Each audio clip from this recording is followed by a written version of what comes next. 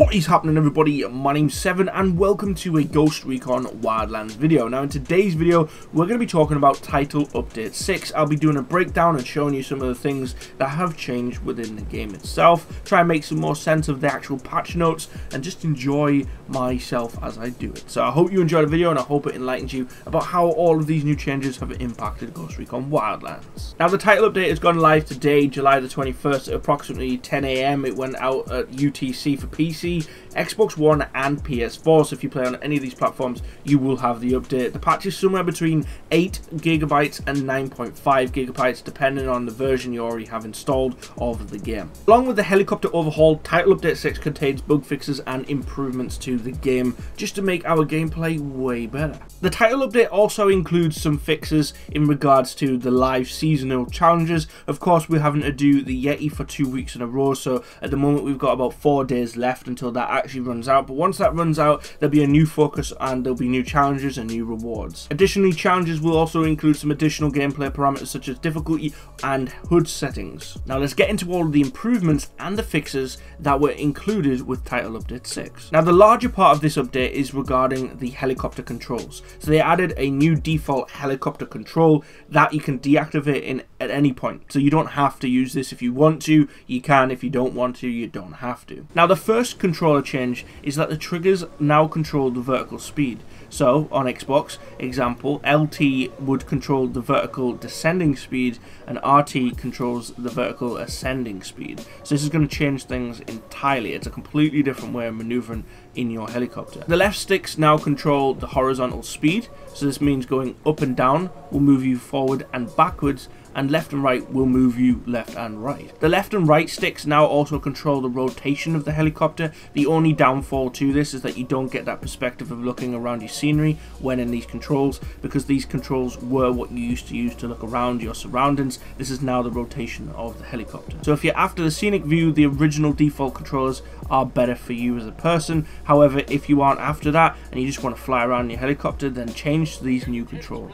Now, like I've just said about looking around when you're in the helicopter, this is different. So looking up and down on the right stick basically controls the rotation speed of the camera. Now this doesn't impact the helicopter's pitch at all. It just gives a feeling to the player of controlling the camera, and the helicopter basically follows that camera. There's also massive behavioral changes with the helicopter, so even if you don't change your controls, these helicopters will behave very different towards you. So with the small helicopters, they were already fast, but they are already faster. They're also more mobile and they also have a high pitch. So this is a very big change because these seemed very sluggish at points. So when you get your hands on this helicopter for the first time, you'll be like, hang on, I can definitely tell there's been a change here. Gunships are also faster, more mobile, and have a very military feeling to them. So everyone looking for the authentic feeling when it comes to flying a gunship, you now have that with this new update.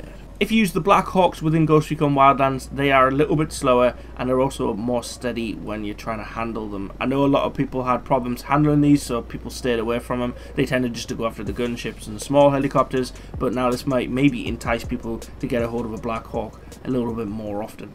As well as there being new behavior changes and new controls, there is also a change to the helicopter physics. Now the helicopter physics are more realistic.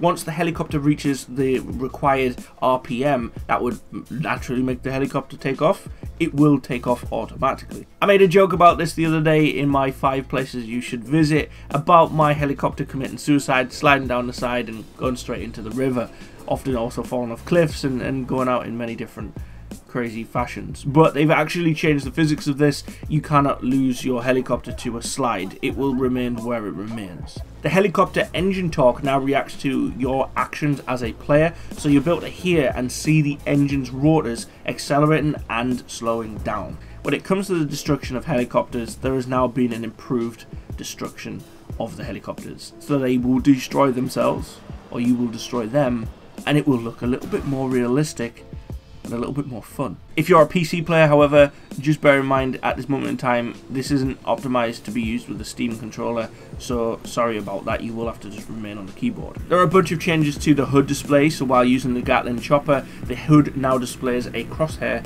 when you are aiming within this helicopter. When using a helicopter that has rockets attached to it, the HUD will now also lock on to targets. However, when using a smaller helicopter with rockets, instead of actually locking on, the player will just shoot rocket salvos, so that's a difference. They've also added a HUD display that shows the current helicopter speed and its altitude, which I think is really cool, because I remember when I was trying to get to the highest point in the map for a video, I had to keep looking down to a marker I placed on the ground and judge based upon the marker's miles that I knew where I was, and now with this altitude we'll actually be able to do that from the helicopter itself.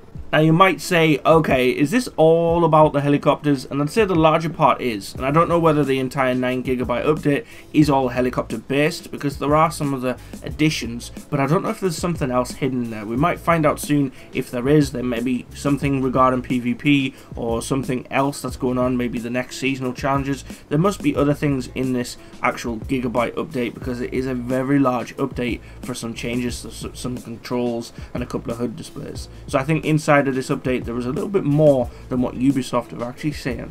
If you've played La Gringa, which I'm pretty sure you would have, they've now fixed the bug where the objective marker would disappear. That was a pain in the ass. I was even playing that yesterday and it just wasn't working. That's now being patched and that should be working perfectly fine. If you've played El Cheeto's Agent, which is a really cool mission, then they've now fixed the bug where you, basically if the agent got alerted, you couldn't complete the mission. So they've now fixed that, you'll be able to complete it. So if you've had any problems with it, go back, get it finished, get it done. Ever had the interface issue where one of your mates goes down and it doesn't show the down symbol, it just doesn't appear, like when you've got your HUD on?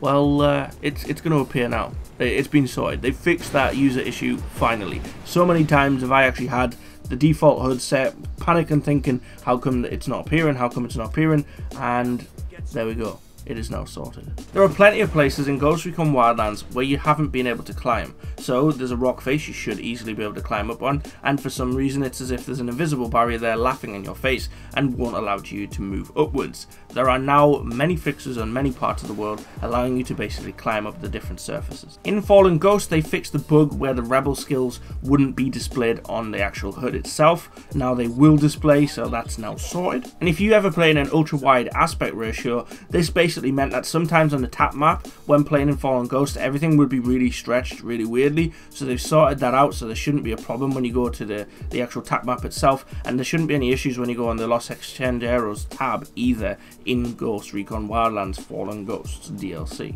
They've also brought a few things to PC, so what they've done is they've fixed the tier 1 activation button problem. A lot of people were trying to click it and it just wouldn't actually click through. That's now fixed. Once again, in regards to resolution, they've sorted this out through the menu elements, so instead of this whole weird stretching that would happen in Fallen Ghost DLC, that's now sorted and that shouldn't happen anymore if anyone's experienced that. They've also fixed the issue when you were scrolling through a list and you had a title selected, the cursor would move away and then reset the list, and then you'd have to reselect the title. That was a pain in the ass. So if anyone had that problem on PC, that is now sorted. And they left a little note at the bottom saying that they're grateful for the continued passion for Tom Clancy Ghost Recon Wildlands. The development team will continue to work on the game to bring you even more updates in the future. Now that concludes for the Title Update 6. It's crazy how we've got to Title Update 6 already. The time has passed so bloody fast, and there are so many different things that they're going to still work on, still change within the game itself. So if there's anything you still want to see in the game,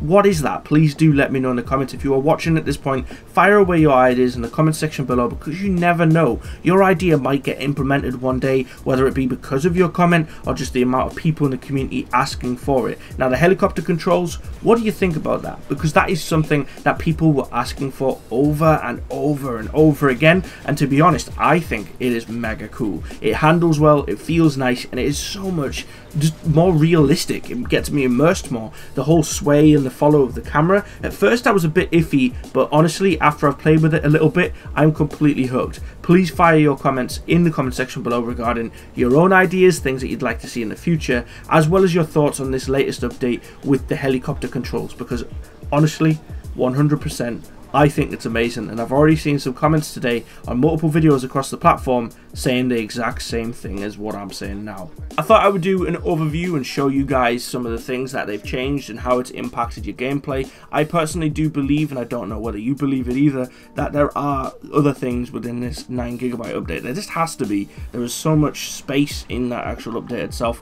What else do you think is in there? Or is it just the case of all of these patches have just taken up all of that? Is that achievable? If you know anything about development or games inside of, like, you know, when it comes to the actual patch side of things and notes, etc., please do let me know. That would be wicked. I'd greatly appreciate it, and look forward to speaking to you all in the comments. My name's been Seven, also known as Martin Wood. Like and comment on all that you love. Take care of yourselves, guys. Peace.